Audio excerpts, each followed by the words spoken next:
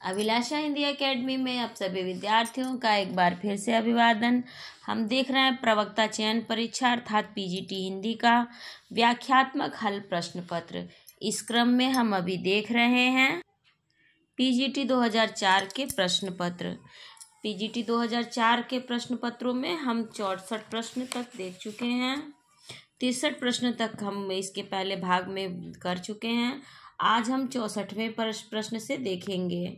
लेकिन वीडियो शुरू करने से पहले ही आप सभी से रिक्वेस्ट है, यदि पहली बार चैनल पर आए हैं या अभी तक आपने सब्सक्राइब नहीं किया तो ज़रूर सब्सक्राइब कर लीजिए।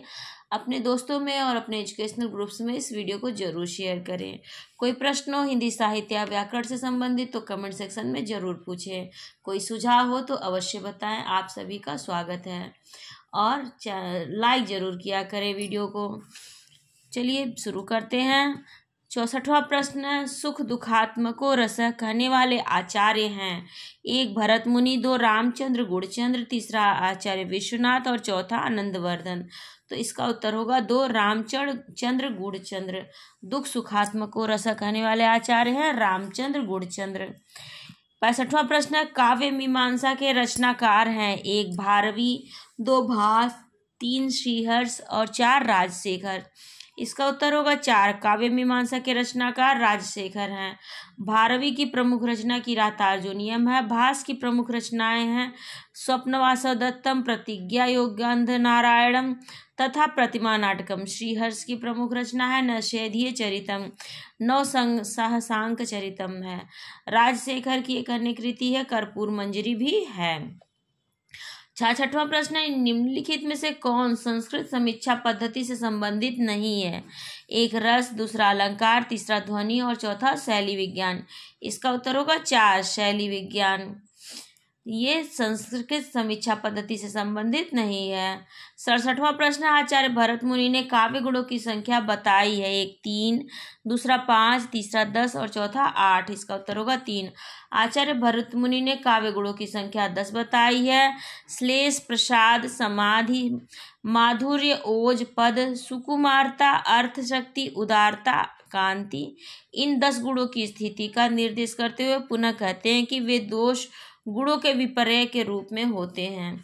आचार्य दंडी भी भरत के ही अनुक्रम में इन्हीं 10 गुणों की चर्चा करते हैं। काव्य गुणों और काव्य दोष पर भी मेरे चैनल पर आपको बहुत ही अच्छी क्लास मिल जाएगी। बहुत विस्तृत रूप में बहुत अच्छी क्लास, एक साथ आपको सभी काव्य गुण सभी काव्य दोष मिल जाएंगे और विभिन्न आचार्यों द्वारा जितनी संख्या बताई गई है बहुत अच्छे तरह से उसमें क्रमबद्ध रूप से मैंने बताया हुआ है। आप लोग जरूर देखें। 68वां प्रश्न है, विभावानुभाव व्यभिचारी संयोगादृश निष्पत्ति सूत्र किस आचार्य का है। भट्टलुल्लट, आचार्य भरत मुनि, तीसरा भट्टनायक और चौथा विनोगुप्त। इसका उत्तर होगा 2 आचार्य भरत के ने नाट्य शास्त्र के 6ठे अध्याय में एक सूत्र रखा है, विभावानुभाव व्यभिचारी संयोगा रस निष्पत्ति, जिसका अर्थ होगा विभाव अनुभाव संचारी भाव के संयोग से रस की निष्पत्ति होती है। सबसे महत्वपूर्ण तथ्य यह है कि इस सूत्र में स्थायी भाव का उल्लेख नहीं है। 69वां प्रश्न है, बिनु पद चलय सुनय बिनु काना, कर बिनु कर्म करय विधि नाना में कौन सा अलंकार है। 1 विभावना, 2 विशेषोक्ति, तीसरा संगति और चौथा दृष्टांत। इसका उत्तर होगा 1। उपर्युक्त पंक्ति में विभावना अलंकार है, क्योंकि विभावना अलंकार वहाँ होता है जहाँ कारण के अभाव में कार्य हो रहा हो। वह बिन पैरों के चलता है, बिन कानों के सुनता है और बिना हाथों के विविध कार्य करता है। कारण के अभाव में कार्य होने से विभावना अलंकार है। असंगति अलंकार वहाँ होता है जहाँ कार्य और कारण में संगति नहीं होती। दृष्टांत वहाँ होता है जहाँ उपमेय, उपमान और साधारण धर्म का बिंब प्रतिबिंब भाव होता है। जहाँ पर कारण के पूर्व होने पर भी कार्य संपन्न नहीं होता, वहाँ विशेषोक्ति अलंकार होती है। 70वां प्रश्न, विभत्स रस का स्थायी भाव है। 1 विस्मय, 2 विशेषोक्ति, तीसरा जुगुप्सा और चौथा निर्वेद। इसका उत्तर होगा 3 विभत्स रस का स्थायी भाव जुगुप्सा होता है। अद्भुत रस का स्थायी भाव विस्मय होता है। शांत रस का स्थायी भाव निर्वेद होता है। घृणा विभत्स रस का ही स्थायी भाव है। 71वां प्रश्न, करुण के रस राजत्व का प्रतिष्ठापक है। 1 किरातार्जुनीयम, दूसरा मेघदूतम, तीसरा उत्तर रामचरितम और 4 कुमार संभवम। इसका उत्तर होगा 3 करुड़ रस के राजत्व का प्रतिष्ठापक भवभूति कृत उत्तर रामचरितम है। 7 अंकों के इस नाटक के कथानक का मूलाधार रामायण का उत्तरकांड है। भारविकी किरातार्जुनीयम वीर रस प्रधान ग्रंथ है। मेघदूतम कल्पना प्रधान ग्रंथ है तथा कुमार संभवम में 17 सर्ग हैं, जिनमें कथा के 3 सूत्र हैं। शिव पार्वती विवाह, कार्तिकेय जन्म तथा कार्तिकेय द्वारा तारकासुर का वध। 72वां प्रश्न, निम्नांकित पंक्तियों में प्रयुक्त अलंकार बताइए। रनित भृंघंटावली, झरित दान मधुनीर, मंद मंद आवत चलियो, कुंजर कुंज समीर। पहला उत्प्रेक्षा, दूसरा रूपक, तीसरा यमक और चौथा श्लेष। तो इसमें यमक अलंकार है। मंद मंद 2 बार आया हुआ है, इसमें यमक अलंकार है। 73वां प्रश्न, अभी तो मुकुट बंधा था माथ, हुए कल ही हल्दी के हाथ, खुले भी न थे लाज के बोल, खिले थे चुंबन शून्य कपोल। हाय रुक गया यही संसार, बना सिंदूर अनल अंगार, वात हत लतिका व सुकुमार, पड़ी है छिन्ना धार। में निहित रस है, एक शांत, दूसरा संयोग श्रृंगार, तीसरा करुण और चौथा वियोग श्रृंगार। इसमें उत्तर होगा 3। प्रिय व्यक्ति या वस्तु के विनष्ट होने से हृदय में उत्पन्न शोक अस्थायी भाव करुण रस के रूप में व्यक्त होता है। उपर्युक्त पंक्तियों में करुण रस है।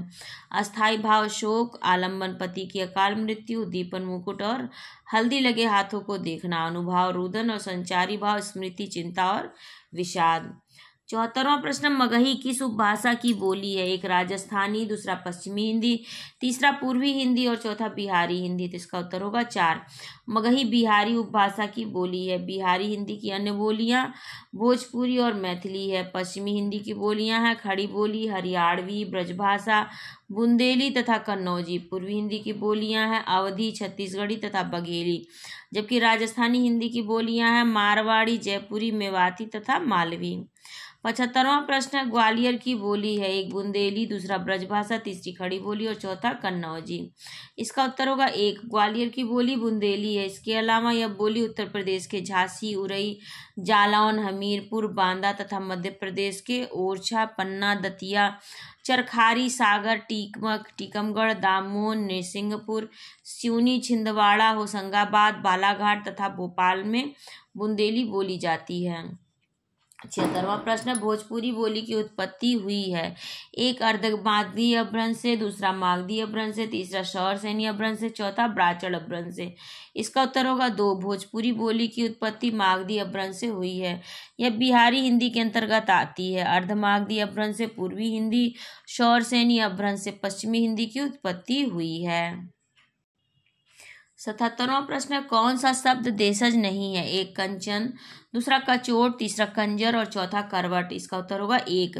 इसमें कंचन देशज शब्द नहीं है, जबकि कचोट, कंजर और करवट ये देशज शब्द हैं।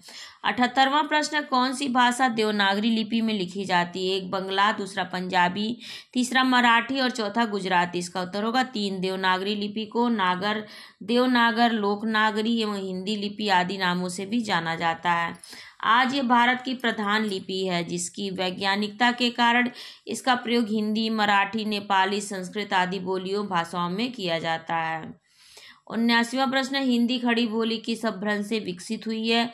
एक मागधी अपभ्रंश, दूसरा अर्धमागधी अपभ्रंश, तीसरा शौरसेनी अपभ्रंश, चौथा पैसाची। इसका उत्तर होगा 3। खड़ी बोली पश्चिमी हिंदी की बोली है। पश्चिमी हिंदी शौरसेनी अपभ्रंश से विकसित हुई है, अतः हिंदी की खड़ी बोली शौरसेनी अपभ्रंश से विकसित हुई है। इसकी ट्रिक है सौर ब्रज गुजराज करो खड़े होकर।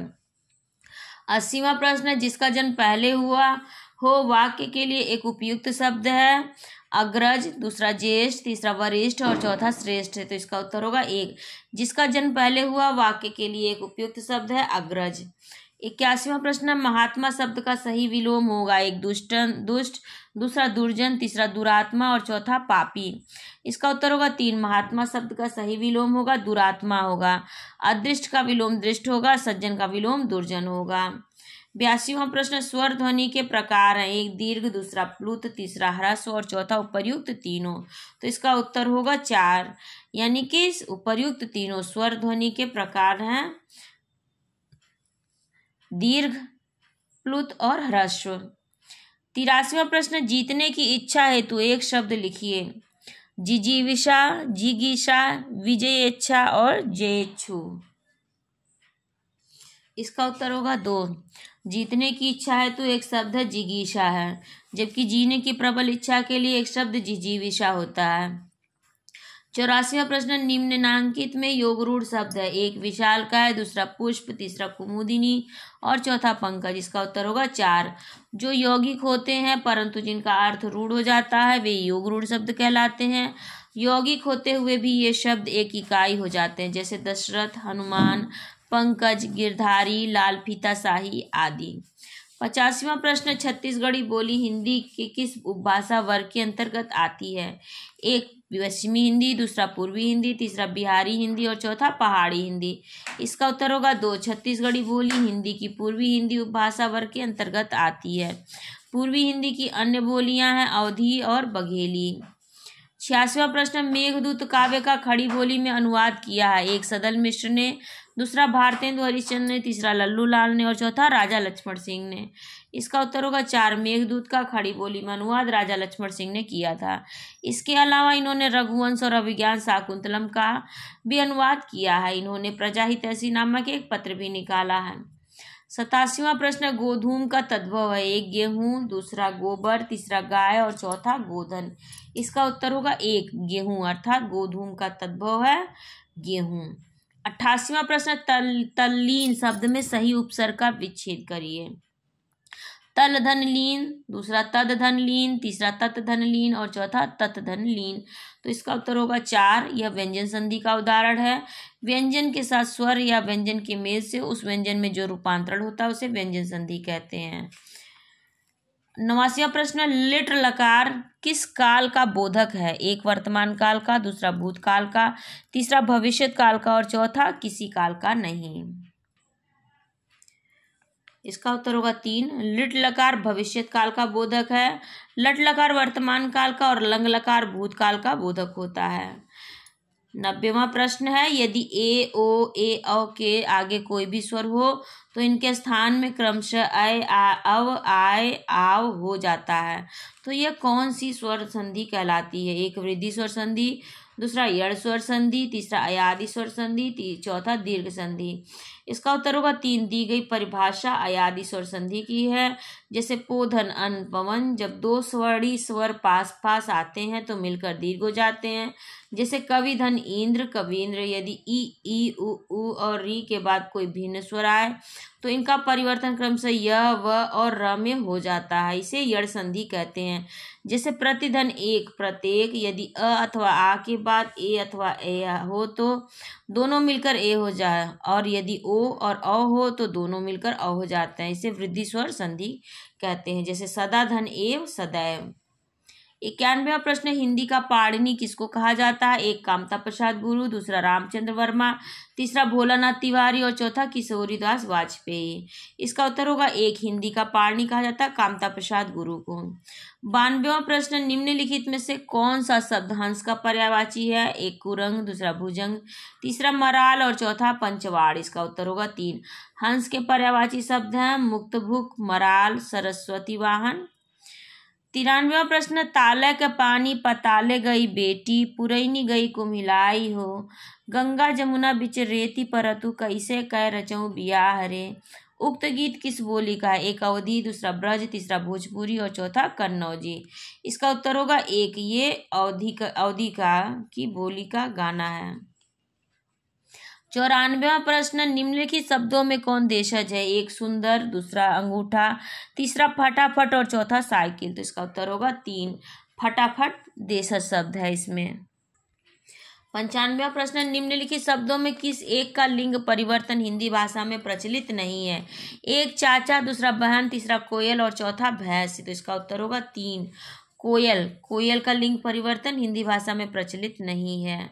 कोयल के लिए नर कोयल, मादा कोयल प्रयुक्त किया जाता है।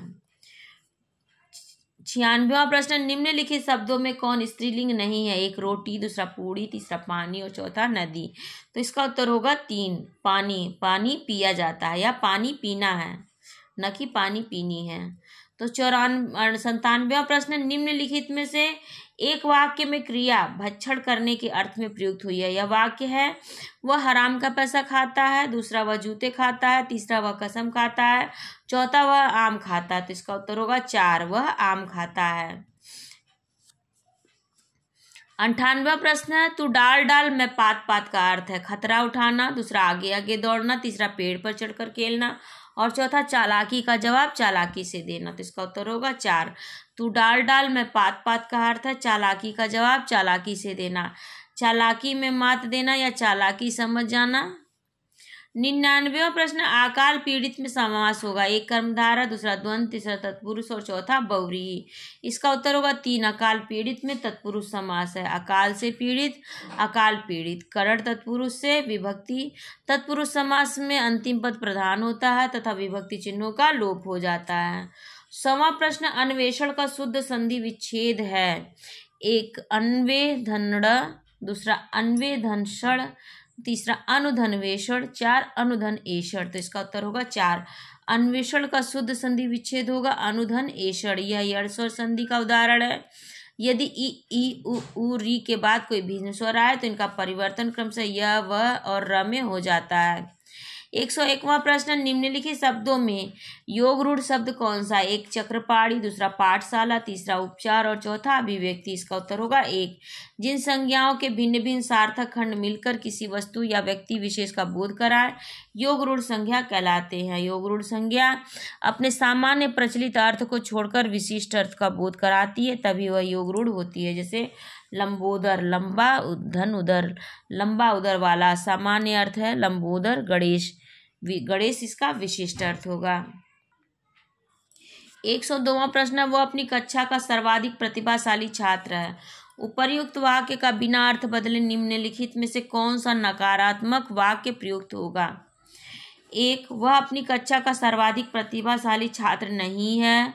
दूसरा, उसके समान अपनी कक्षा में कोई प्रतिभाशाली छात्र नहीं है। तीसरा, प्रतिभा में वह अपनी कक्षा के किसी छात्र से कम नहीं है। चौथा, अपनी कक्षा के प्रतिभाशाली छात्रों में उसकी गिनती नहीं होती। इसका उत्तर होगा 2, अर्थात कि उसके समान अपनी कक्षा में कोई प्रतिभाशाली छात्र नहीं है। उपर्युक्त नकारात्मक वाक्य जो है वह अपनी कक्षा का सर्वाधिक प्रतिभाशाली छात्र है का अर्थ ही देता है। 103वां प्रश्न, निम्नलिखित मिश्र वाक्यों में से कौन सा विशेषण उपवाक्य है? 1, मैं कहता हूँ तुम भोपाल जाओ। दूसरा, लखनऊ जो उत्तर प्रदेश की राजधानी है एक ऐतिहासिक नगर है। तीसरा, जब मैं स्टेशन पहुंचा तभी ट्रेन आ गई। चौथा, मैं चाहता हूँ कि आप यहीं रहें। तो इसका उत्तर होगा 2, लखनऊ जो उत्तर प्रदेश की राजधानी है एक ऐतिहासिक नगर है। इसमें मिश्र वाक्य में विशेषण उपवाक्य है। 104वां प्रश्न, निम्नलिखित वाक्य में रिक्त स्थान की पूर्ति के लिए नीचे दिए गए विकल्पों में से एक उचित विकल्प चुनिए। वाक्य है, युवा असंतोष का कारण निरंतर वृद्धि है। विकल्प अशिष्टता, दूसरा भ्रष्टाचार, तीसरा दुराचार और चौथा राजनीति। इसका उत्तर होगा 2, भ्रष्टाचार। अर्थात कि भ्रष्टाचार युवा असंतोष का मुख्य कारण निरंतर वृद्धि होती है। 105वां प्रश्न, ई प्रत्यय किस शब्द में नहीं है? ए तेली, दूसरा चमेली, तीसरा माली और चौथा अलबेली।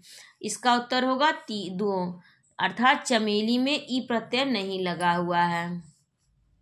106वां प्रश्न है, प्राचीन शब्द का विलोम होगा। 1 वर्तमान, दूसरा अर्वाचीन, तीसरा समीचीन और चौथा नवीन। इसका उत्तर होगा 2, प्राचीन शब्द का विलोम होगा अर्वाचीन।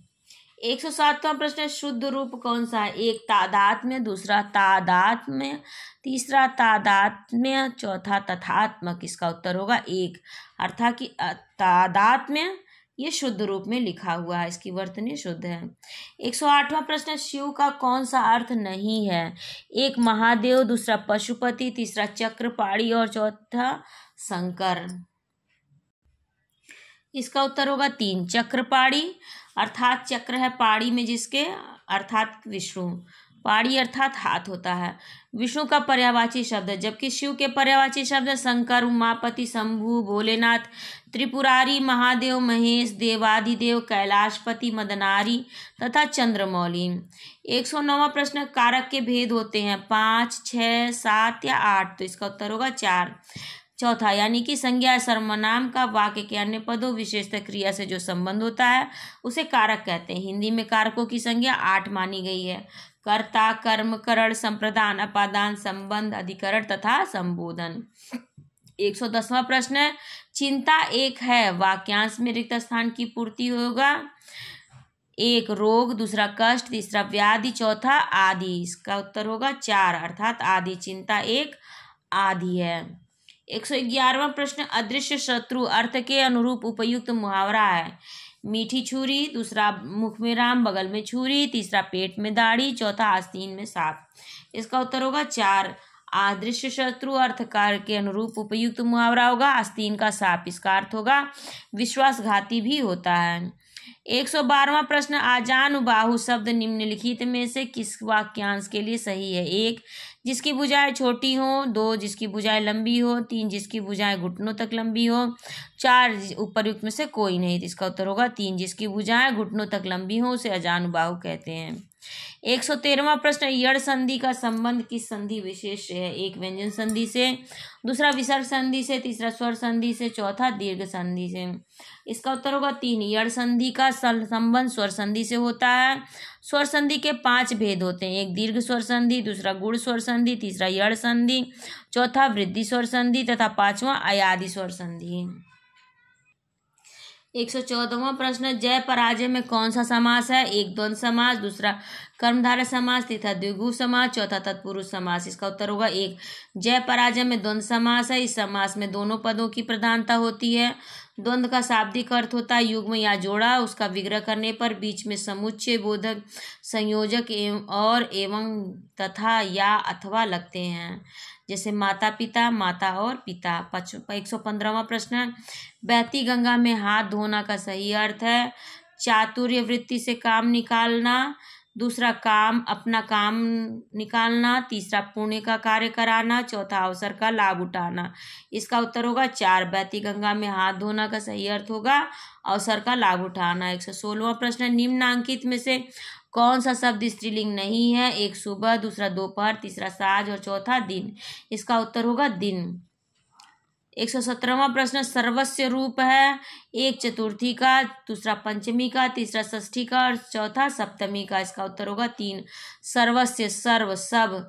नपुंसक लिंग का षष्ठी का एक वचन का रूप है, जबकि चतुर्थी में एक वचन में रूप सर्वस्मय होगा, पंचमी में एक वचन में रूप होगा सर्वस्वमात होगा तथा सप्तमी में एक वचन में रूप होगा सर्वस्वमिन। 118वां प्रश्न, तव्यत और अनियर प्रत्यय का प्रयोग होता है। 1 करने के अर्थ में, दूसरा चाहिए के अर्थ में, तीसरा चुका है के अर्थ में और चौथा इनमें से कोई नहीं। तो इसका उत्तर होगा 2 तव्यत और अनियर प्रत्यय का प्रयोग चाहिए के अर्थ में होता है। 119वां प्रश्न, नवोढ़ा का संधि विच्छेद होगा। 1 नव धन ऊढ़ा, दूसरा नवो धन डा, तीसरा नव धन ऊढ़ा, चौथा न धन ओढ़ा। इसका उत्तर होगा 3 नव धन ऊढ़ा। ये नवोढ़ा का सही संधि विच्छेद होगा।